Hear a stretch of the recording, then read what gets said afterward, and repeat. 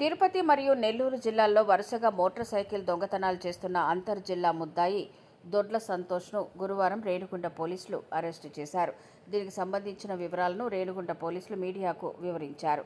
తిరుపతి జిల్లా ఎస్పీ హర్షవర్ధన్ రాజు ఆదేశాలతో రేణిగుంట ఎస్డిపిఓ ఆధ్వర్యంలో ఈ కేసుపై ప్రత్యేక బృందాలను ఏర్పాటు చేసి ముద్దాయిను అరెస్టు చేయడం జరిగిందని, అతని వద్ద నుంచి 10 మోటార్ సైకిళ్లను స్వాధీనం చేసుకున్నామని, దీని విలువ దాదాపు 5,70,000 రూపాయలు ఉంటుందని, ఈ రికవరీ కాబడిన మోటార్ సైకిళ్లు రేణిగుంట, చంద్రగిరి, అలిపిరి, తిరుచానూర్, బాక్రాపేట, నెల్లూరు రూరల్ పోలీస్ స్టేషన్లలో నమోదైన కేసులకు సంబంధించినవని చెప్పారు.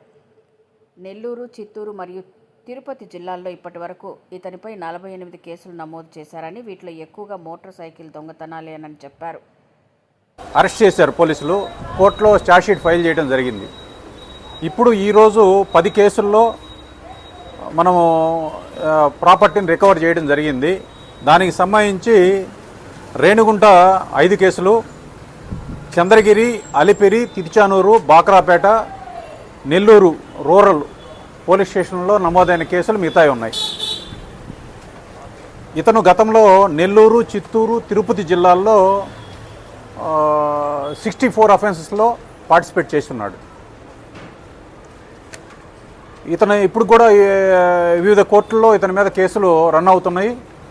వాటిల్లో 48 లైవ్లో ఉన్నాయి, మిగతా ఎక్విటీలు అయినాయి. మిగతా కేసు 48 కేసులు ఇప్పుడు కూడా వాయిదాలు తిరుగుతున్నాడు. ఇతని మీద ఒక సస్పెక్ట్ షీట్ ఓపెన్ చేసి మేము కన్సర్న్ పోలీస్ స్టేషన్కి ఫార్వర్డ్ చేస్తున్నాం, ఇతని మీద గట్టి నిఘా కోసం.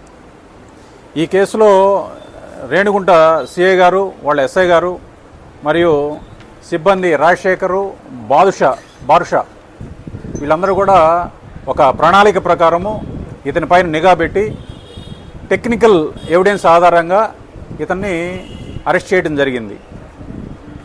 ఈరోజు ఇతన్ని కోర్టుకి రిమాండ్ నిమిత్తం పంపిస్తున్నాం.